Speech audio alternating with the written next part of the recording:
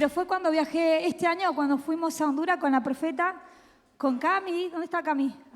Cami, por allá, Cami. Y con la pastora Nilda. Y entonces allá teníamos los pastores y profetas que nos ministraban, ¿vieron? Y entonces en uno de esos días donde cada vez íbamos entrando más profundo, hay una palabra de uno de los profetas que me traspasó el Espíritu. Diga conmigo, me va a traspasar el Espíritu en esta noche. Dígalo, la palabra de Dios. Y fue algo tan sorprendente porque fue algo espiritual. Yo escucho la palabra y fue como que me atravesaron. Vos, Camila, vos entendés, pues estuvimos en ese lugar y era algo tremendo. Pero esa palabra me atravesó tanto el Espíritu. Fue algo que llegó tan dentro de mí que fue que no me podía ni quedar dormida en la noche, ¿verdad? Esa noche era como que no podía pegar un ojo y tenía que volver a leer la palabra y tenía que volver. Y yo decía, no me quiero olvidar de esto porque fue algo tan hermoso lo que el Señor hizo en mi vida en esa noche, con esa palabra, con ese hombre de Dios que predicó, que yo te quiero compartir esto, mi hermano, en esta noche. ¿Amén? Terminamos el año y como decía el pastor Nash en el domingo, muchas veces venimos con poquita fuerza, ya ahí con un desgaste, o a veces pusimos metas en enero y pareciera que mágicamente eso se tiene que cumplir porque pareciera que en diciembre termina el mundo, ¿verdad? ¿A cuánto le pasa eso? Tenés metas anuales y pareciera que termina diciembre y si no se cumplió, se acaba el mundo, nunca más va a pasar. ¿Te ha pasado eso alguna vez? Pero mirá lo que tenés al lado y decir el Señor no necesita ni siquiera 24 horas para cambiar tu historia. ¿Amén? ¿Cuántos creen en los de repentes del Señor? Y para el que no sabe qué es un de repente, el de repente es cuando sucede ya ahora y todo puede cambiar y todo puede suceder. ¿Amén? Todo lo que nos pasó tal vez en años, en meses, en décadas, puede pasar de la noche a la mañana. ¿Amén? A ese Dios servimos. La palabra de hoy se titula Espíritu de guerrero. Decí conmigo, espíritu de guerrero. ¿Y qué más dice? Miren, esto era la palabra que me traspasó. Y es esta la palabra. Dice, lo que te perseguía se convertirá en tu presa. Amén. ¿Cuántos lo están creyendo? ¿Cuántos vienen con enemigos que vienen detrás que no han podido vencer? A ver, levanta tus manos. Sea sincero. ¿O soy la única que todavía tiene batallas por ganar? Ahí estamos, vamos, estamos en el mismo espíritu. Acá dice lo que te perseguía. Ahora decí en primera persona lo que me perseguía, y mirá lo que tenés al lado, se va a convertir en mi presa. Amén. Ahora si lo creíste, aplaudí y celebralo, porque eso es lo que va a pasar con tu vida. Amén. Bien, en este mes de noviembre, vamos a hablar del Espíritu Santo y vamos a estar hablando también de las características del Espíritu Santo. Para las personas nuevas, nosotros creemos en Dios Padre, Dios Hijo y Dios Espíritu Santo. Los tres son Dios, pero ellos trabajan en la unidad y aunque a veces uno piensa que si son tres, si son uno, pero esto es algo espiritual y algo que está por encima de lo natural y las leyes naturales de la tierra, ¿verdad? Entonces, diga conmigo, el Espíritu Santo es el que está hoy con nosotros aquí en la tierra y habilitando a la iglesia para cumplir los propósitos por los cuales seguimos aquí. Amén. El Espíritu Santo, dijo Jesús, les conviene, dijo Jesús. Jesús muere, pero resucita al tercer día y se encuentra 40 días vivo y caminando por allí, por las tierras, y mucha gente lo vio. Pero él cuando se va y asciende, dice, les conviene, le dice a los discípulos, a todos los que con ellos estaban, les conviene que me vaya porque yo voy a enviar ¿a quién? Dijo, al Espíritu Santo, diga conmigo, y él los guiará a toda verdad y a toda justicia. ¿Qué más dijo Jesús del Espíritu Santo? El Espíritu Santo será el que les dará el poder. Cuando venga el Espíritu Santo tendrán poder. ¿Para qué? Para cumplir la gran comisión. Amén. ¿Cuánta gente nueva hay por aquí? Levanta tus manos. Si tal vez hace poquito estás en la iglesia, buenísimo. Le vamos a dar un aplauso a la gente nueva. Que Dios los bendiga. Yo le daría un aplauso más fuerte para que se sientan con calidez y con bienvenida. La verdad que es lindo, porque para eso el Señor nos llama, amén, para que las almas nuevas lleguen al Señor. El Espíritu Santo, entonces, es quien hoy está con la iglesia de Cristo. El Espíritu Santo, el que guía a la iglesia, es el que está con nosotros. Jesús dijo, yo me voy, pero les enviaré al Consolador. Él los guiará y estará con ustedes. Vamos a ver características del Espíritu Santo. Mira, mi hermano, cuando estaba preparando la palabra, yo estaba pensando en esto y yo decía, claro, porque es el Espíritu Santo el que nos habilita para todas las cosas, ¿verdad? Todos somos seres limitados con limitaciones, pero Él es el que nos capacita de manera sobrenatural. Decí conmigo, sobrenatural. Está por encima de las leyes de la tierra, por encima de las leyes que rigen al ser humano, al planeta Tierra. Él está por encima de eso, amén. Cuando tal vez a una persona le diagnostican enfermedades de muerte, entonces esas enfermedades desaparecen, nadie lo sabe explicar, porque las leyes naturales dicen tiene un proceso la sanidad y se sanaría de tal manera, pero cuando Dios interviene y hace una sanidad divina, entonces ¿de qué manera lo explicamos? Diga conmigo, eso es sobrenatural. Amén. Cuando vemos la historia de Felipe que es trasladado de un lugar a otro de manera instantánea, entonces ¿qué decimos? Eso es sobrenatural, porque las leyes físicas dicen que el cuerpo se mueve a cierta velocidad, tal vez arriba de un avión, un tren, pero dice la palabra de Dios que Felipe fue transportado de un lugar a otro, ¿verdad que sí? Entonces cuando vos entrás a la iglesia, cuando entrás al cuerpo de Cristo, te vas a dar cuenta que el Señor a los hijos de Dios los habilita a través del Espíritu Santo para realizar proezas sobrenaturales, ¿amén? Amén.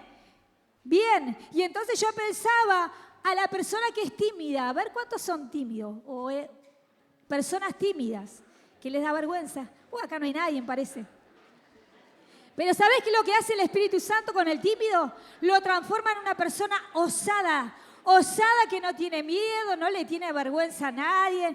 Mirá el sinvergüenza que tenés al lado, decís ya te tocó el Espíritu. A la persona que era tal vez demasiado cautelosa, lo convierte en una persona intrépida, atrevida, valiente, que no tiene temor, ¿verdad? El Espíritu Santo transforma los miedos en osadía y en valentía. Entonces en esta noche yo te quiero venir a hablar de eso. Que todos tus miedos, todos tus temores, todas tus limitaciones van a ser transformadas a través solamente del Espíritu Santo, mi hermano. Amén. A veces queremos cambio de la noche a la mañana y el Señor lo hace, pero muchas veces es en proceso. Diga conmigo, en proceso. Y eso lleva un poco más de tiempo porque tiene que ver con el cambio del carácter de la persona. Amén. Miren el Espíritu Santo, vamos a leer, porque este mes hablaremos del Espíritu Santo. El Espíritu Santo en las palabras nos dice que Él es fuego y que Él nos sella como hijos de Dios. Amén. ¿Cuántos lo creen así?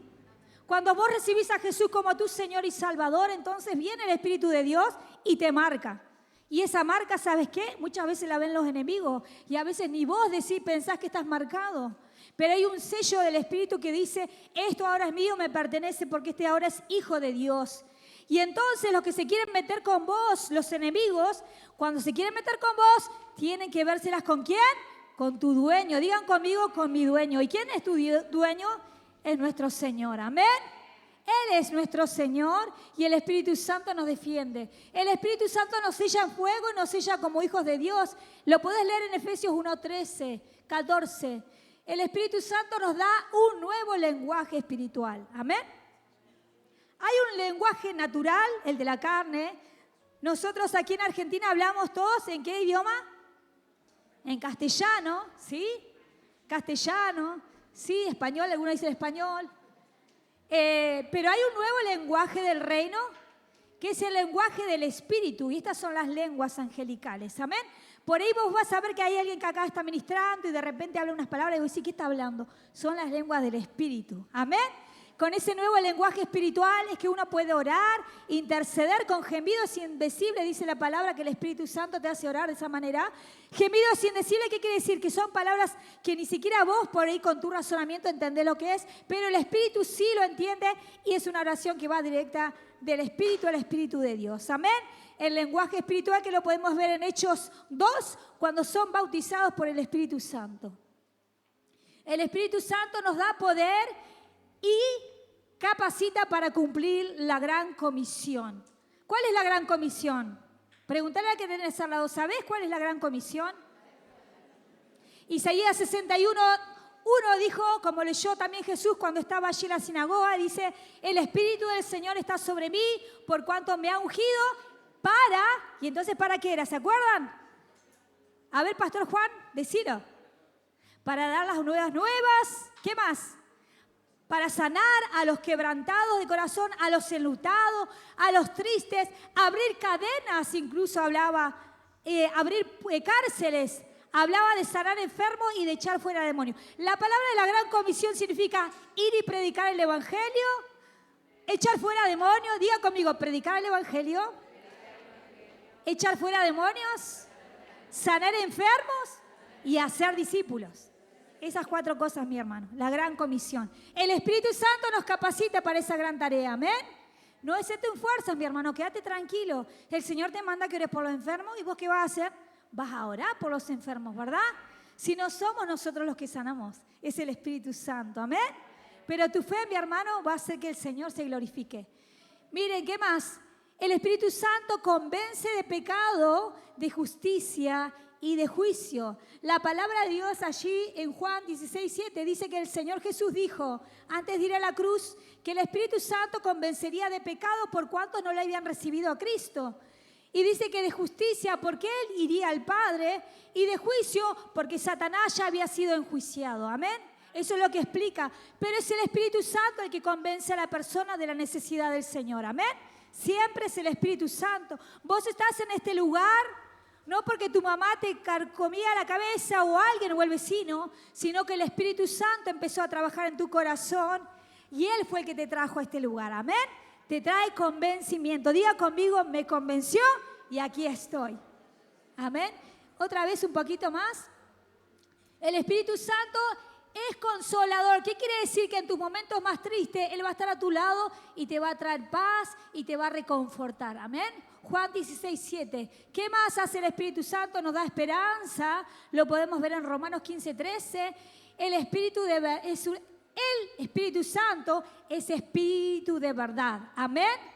Jesús es la verdad y el Espíritu de Dios que habitaba en Jesús se llama Espíritu de verdad, también el Espíritu Santo. ¿Qué más podemos ver? El Espíritu Santo nos habla, nos enseña. Diga conmigo, yo quiero escuchar al Espíritu Santo porque Él habla. Amén. ¿Cuántos lo quieren escuchar? Él habla a través de su palabra y muchas veces te habla como una voz en tu corazón. Él nos enseña y nos hace saber quién es Cristo y nos recuerda también su palabra. Eso lo puedes ver en Juan 14:26. El Espíritu Santo nos hace saber lo que vendrá, glorifica a Cristo, intercede por nosotros y nos da testimonio en nuestro espíritu de que somos hijos de Dios. Eso lo puedes ver en Romanos 8:14-15. Y esta parte es de las que yo quiero hablar en esta noche, enfocarme. Y el Espíritu Santo, diga conmigo, me da osadía. Pero ahora dígalo convencido. El Espíritu Santo me da en esta noche osadía y me hace libre del temor. Amén. En 2 de Timoteos podemos ver el pasaje muy conocido que siempre repetimos y dice 2 de Timoteos 1:7, porque no nos ha dado Dios espíritu de cobardía, sino de poder, de amor y dominio propio. ¿De qué nos da poder? Poder, amor y no demonio propio, No demonio propio, hermano. Eso suéltelo, déjelo. Dominio. Diga conmigo, dominio propio. No va a llegar a tu casa, no, pero allá dijo el evangelista que tenía demonio propio. No, dominio propio. El dominio, ¿sabe qué? Habla la palabra de Dios, que así sea que un hombre conquista ciudades, pero no se sabe dominar o conquistar a sí mismo, es como la nada. Así que imagínense, tenemos trabajo, ¿verdad? Hay trabajo. Bien, hermanos. Ahora sí, esa imagen poderosa ahí de un guerrero, miren. La imagen que pusiste, esa. ¿Cuántos hombres hay acá en esta noche? Voy a preguntar de nuevo, ¿cuántos hombres, guerreros de Dios hay aquí en esta noche? Eso, vamos. ¿Cómo hacen, Nico, los... ¿Cómo es? Bunca. ¿Cómo es, Nico? A ver, ¿cómo es? Ahora se me puso tímido, estamos hablando de osadía. Está tibio. Ya te va a tocar el Espíritu de Dios. Así que, hermanos, miren qué hermosa la palabra. Yo ahí cuando estaba predicando, este profeta allí en Honduras, y trae esta palabra, y entonces yo digo, wow, vamos a hablar esta noche, les quiero compartir rápidamente de los valientes de David. Diga conmigo, los valientes de David. Ahora, decí conmigo, de nuevo, decí tu nombre. Yo voy a decir, yo, Ruth, declaro en esta noche que lo que me perseguía se va a convertir en mi presa y me lo voy a comer como pan. Amén. ¿Lo creíste o solamente lo repetiste por obediencia? Hermanos, como pan. David así hablaba de sus enemigos. Los comeremos como pan. ¿Quién dijo eso también, Pastor Juan, acá que es la enciclopedia andante? Los comeremos como pan. ¿Se acuerdan quién eran los que tenían espíritu de valentía? Pastor Nayen, a ver, ¿quién era que dijo eso? Josué y Caleb. Y lo dijeron cuando ya Caleb tenía la edad de 85 años. ¿Se acuerdan? Pastora Rebe, acá tengo otra enciclopedia. Por allá Matías que está callado, pero... Hermanos, como pan, diga, como pan me voy a comer a mis enemigos. Ahí están, me están haciendo caso, están comiendo ahí los chicos.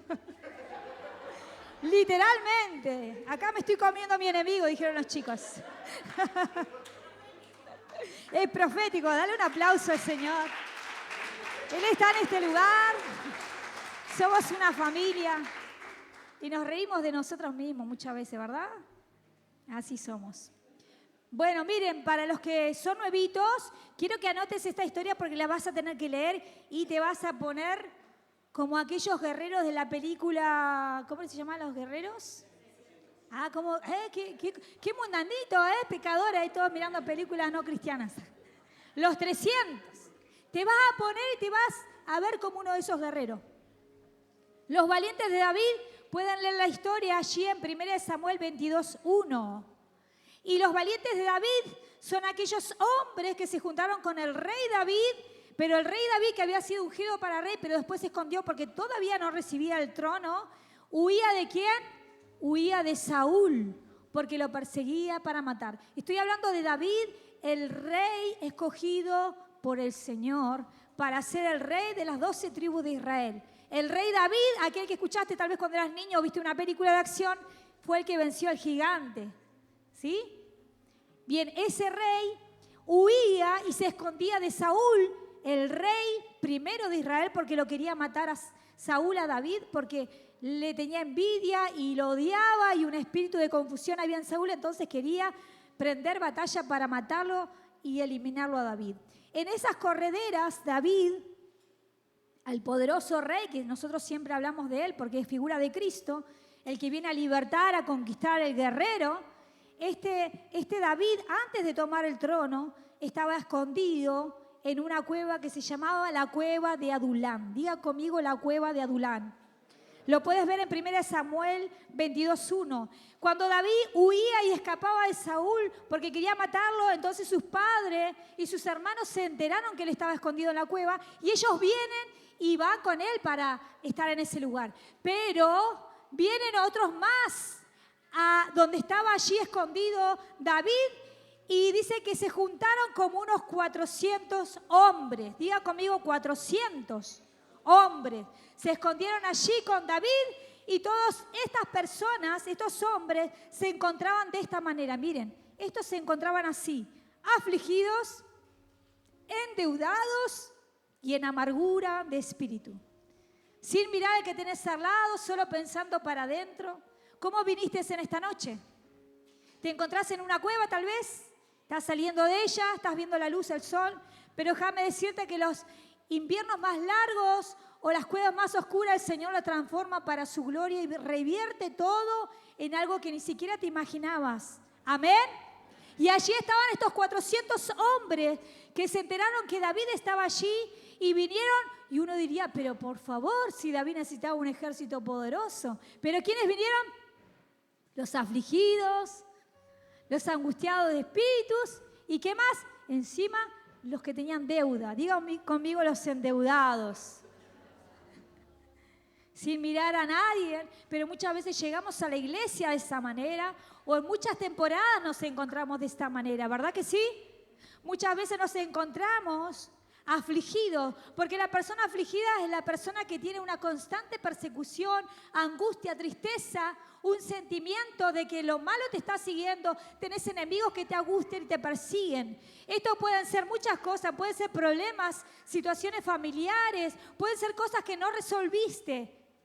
Todo lo que genera angustia, aflicción y que no te deja dormir en las noches. ¿Cuántas veces las pasamos desvelados por problemas que no te dejan dormir en las noches? Y dice que allí se juntaron todos estos. Se juntaron los que estabas endeudados, mi hermano.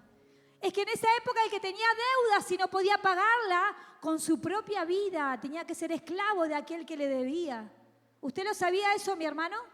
Por eso las leyes espirituales de la palabra de Dios nos dice que no tengamos deuda con nadie, porque espiritualmente somos como esclavos de esa persona. ¿Verdad que sí? ¿Cuántos este año van a terminar sin deudas? Levanta tus manos. ¿Cuántos quieren ser libres espiritualmente de aquellos a que les deben? Puede ser personas, pero también pueden ser entidades como bancos, tarjetas de créditos, suegras, suegros, exnovias, no sé, y te tiene ahí, ¿viste? Que el Señor nos libre. Porque los endeudados en esa época tenían que pagar con sus hijos las deudas. ¿Se acuerdan la viuda? La viuda que quedó con deudas. Y entonces estaban próximos a llevarse a sus hijos. Pero ella acude al profeta y el profeta le da un milagro para saldar las deudas.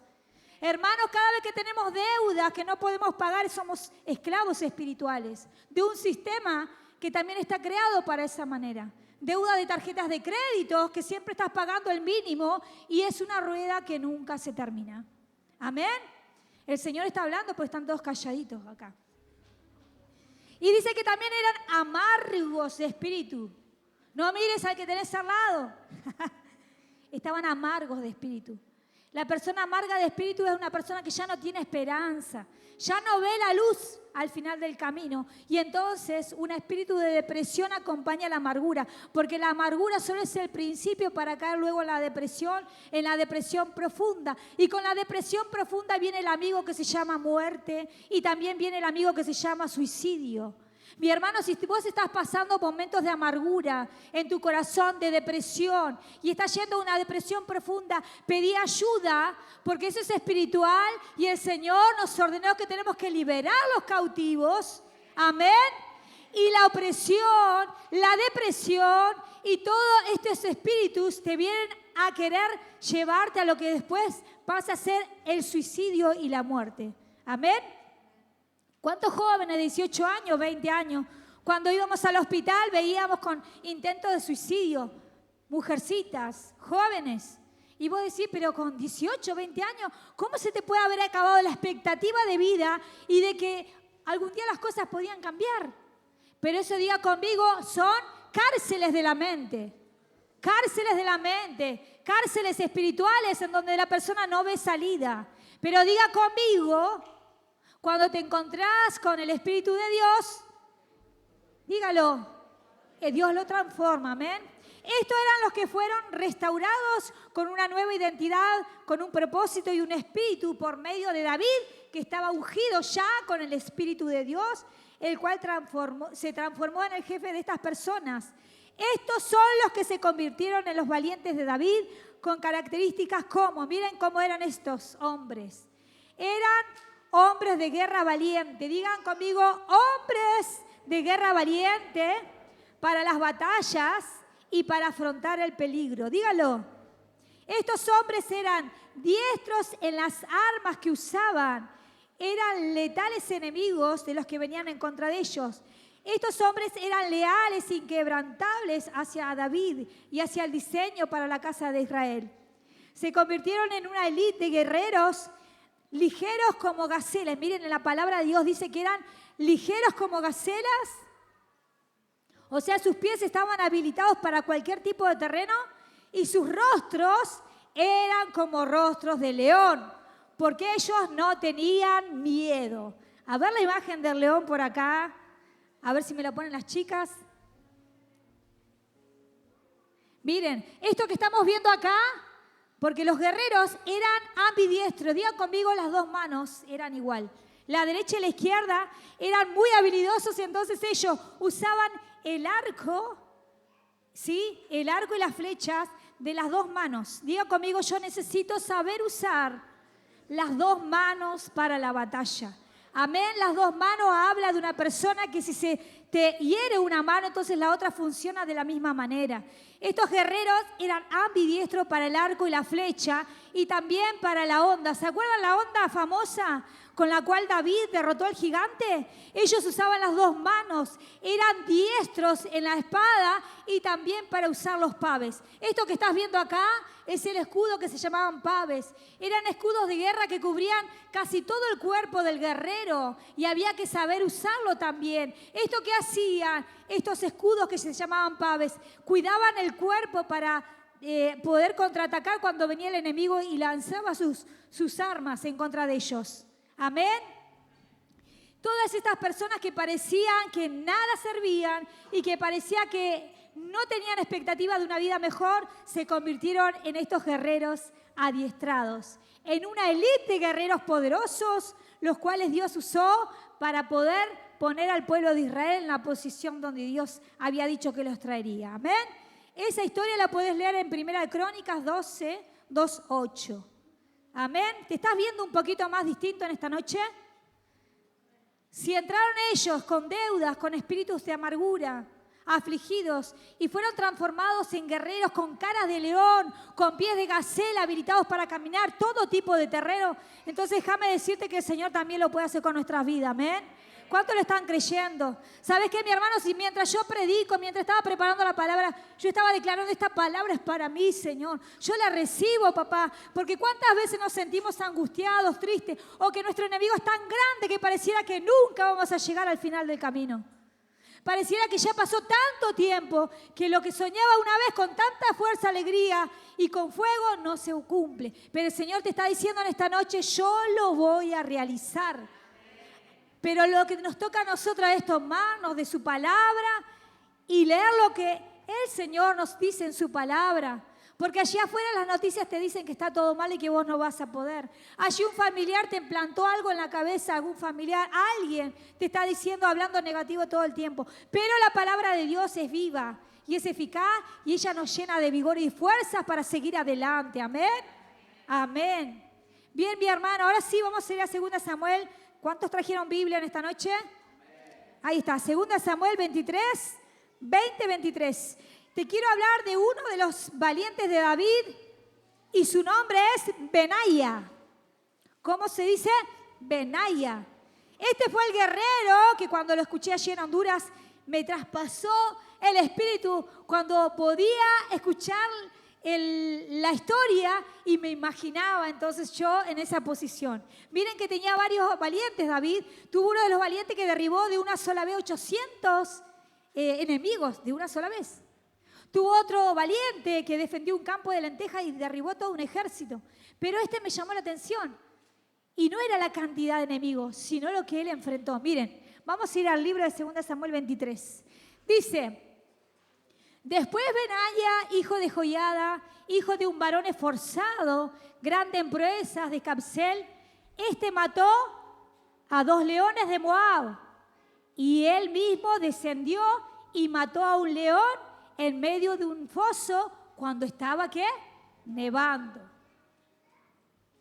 También mató él a un egipcio, hombre de gran estatura, y tenía el egipcio una lanza en su mano, pero descendió, diga conmigo, descendió contra él y con un palo, y arrebató al egipcio la lanza de la mano y lo mató con su propia lanza. Amén. Ah, tremendo, mi hermano. Yo no sé si alguna vez vos agarraste un perro que te quería morder, no sé, algo parecido al león, porque acá no vemos leones. ¿Alguna vez enfrentaste a algún perro y le agarraste el hocico y lo abriste para que te suelte? ¿Lo hiciste alguna vez? Un dogo argentino, ¿los conocen esos perros?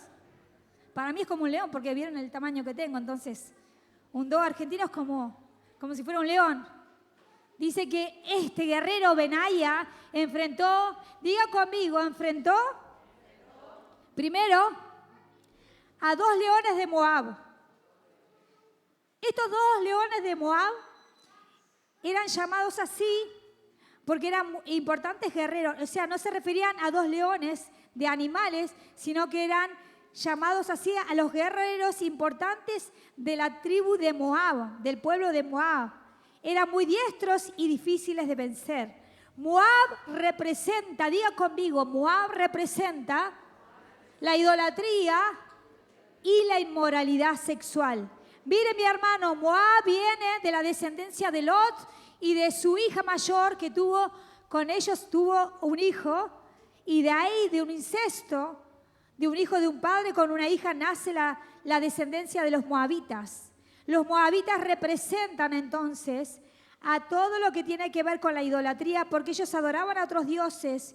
Y uno de los dioses principales que ellos adoraban era el dios Quemos, y este dios era adorado de la misma manera que a Moloch, no sé si saben ustedes, pero ellos sacrificaban a sus niños al fuego y aún vivos. Los moabitas, estos 2 leones moabitas que está diciendo acá el texto bíblico, se refería a 2 diestros guerreros moabitas, no a leones, sino que se los llamaba de esa manera.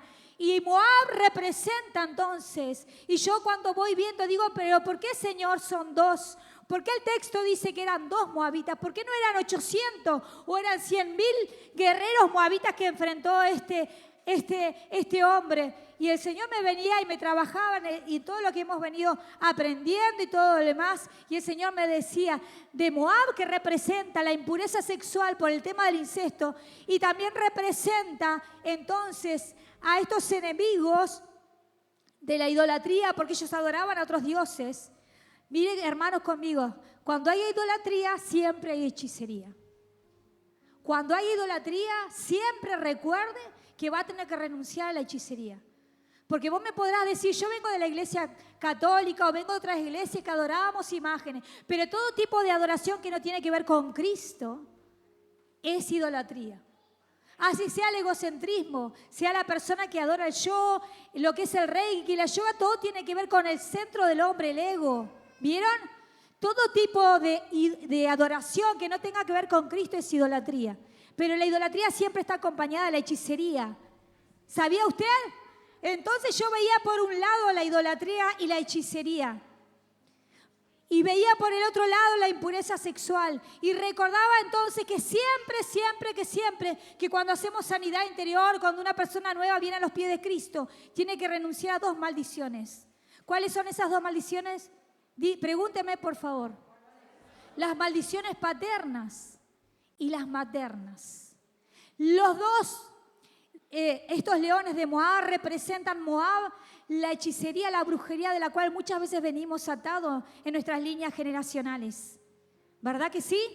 Y la impureza sexual, que es uno de los primeros pecados que Satanás desata a todas las personas, aun cuando son niños. Muchos niños pasan por el abuso, ¿verdad?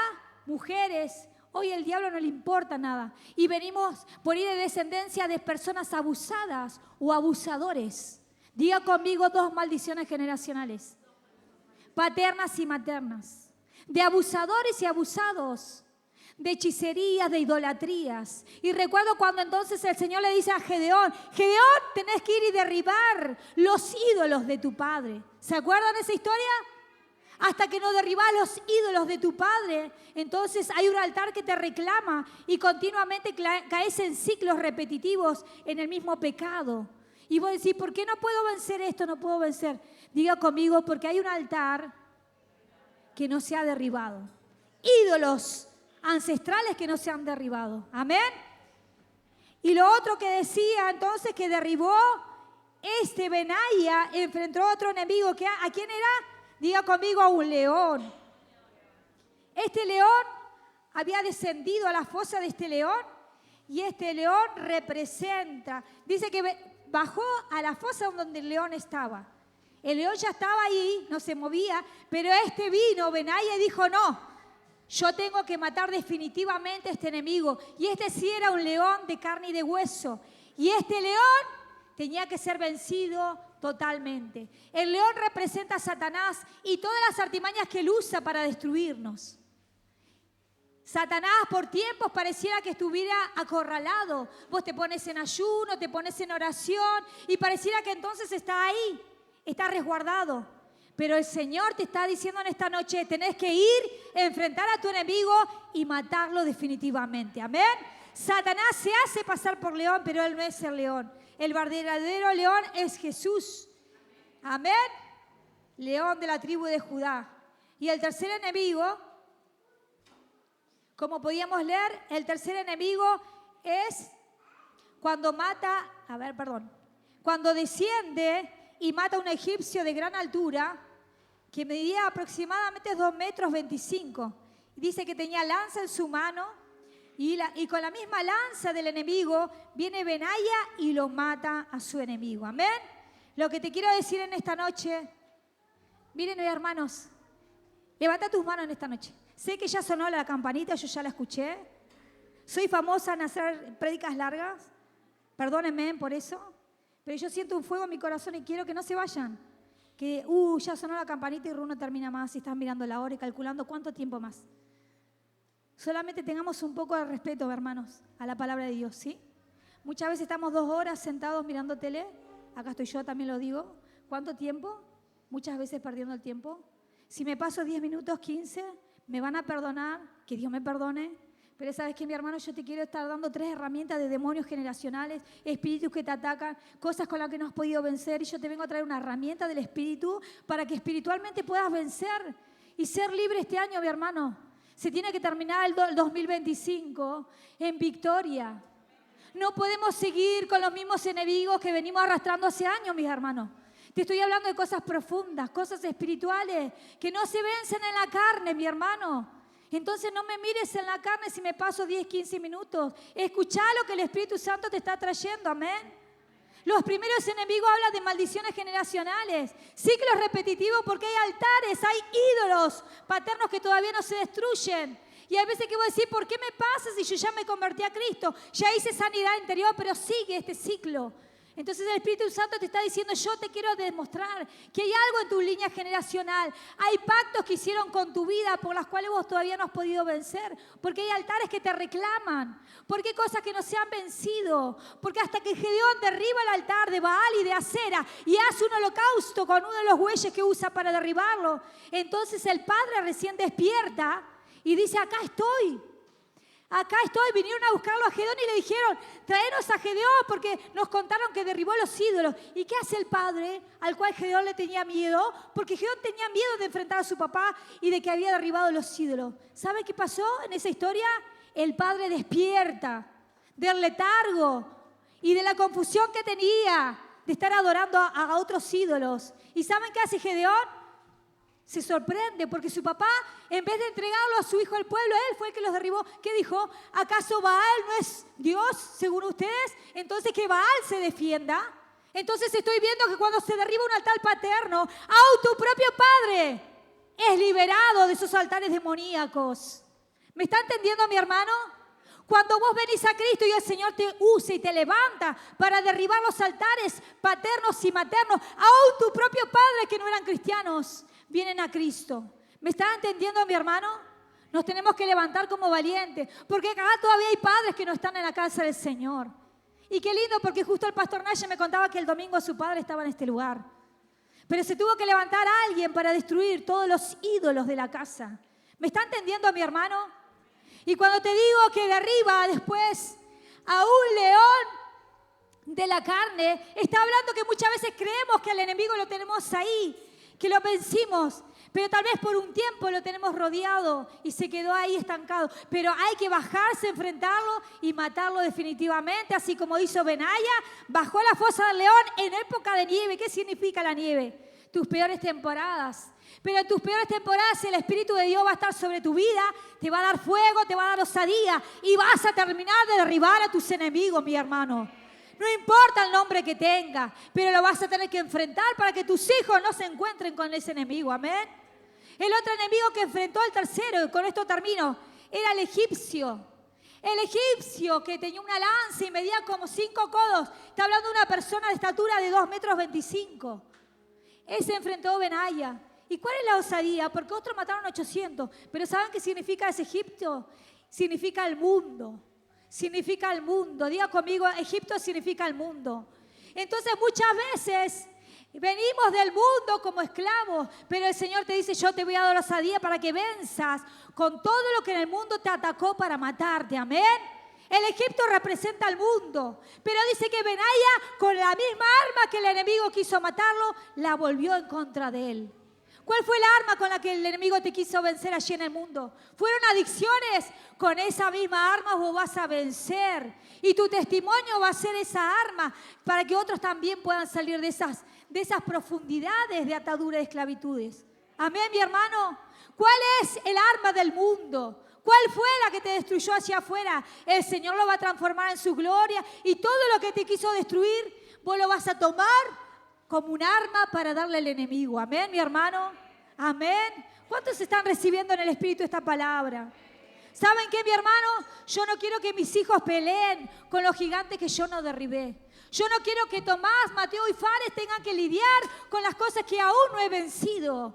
Yo aún estoy viva y aún como Caleb digo, tengo las fuerzas que tenía cuando tenía, ¿cuándo? 16, 17, 18, 20. Aún tengo la fuerza y creo que es a través del Espíritu Santo que voy a tener victoria. Amén. ¿Cuántos creen que van a vencer este año? Que este año lo van a terminar como uno de esos valientes. Ponete de pie, mi hermano, en esta noche. ¿Saben qué? Uno tiene que sentirse en el espíritu enojado contra el enemigo, no contra nosotros. No contra las personas, sino contra Satanás que te hace la lucha. El acusador de los hijos de Dios, que de día y de noche nos acusa. Pero ¿sabes qué, mi hermano? En la palabra de Dios vamos a tener victoria. Porque ella transforma nuestra manera de pensar. Nuestra manera de decidir nos cambia. El Espíritu Santo no se confunde, mi hermano. Él te capacita en los dones del Espíritu. Así que ninguna condenación hay para los que estamos en Cristo Jesús. Amén. Todas las cosas son hechas nuevas, dice la palabra de Dios. Yo te invito a que oremos en esta noche. Cerrá tus ojos un momento. Vamos a orar al Señor. Porque dice la palabra de Dios que todo el dolor lo convertirá en gozo. La depresión se convertirá en una vida llena de esperanzas. Las enfermedades se convertirán en un testimonio de sanidad.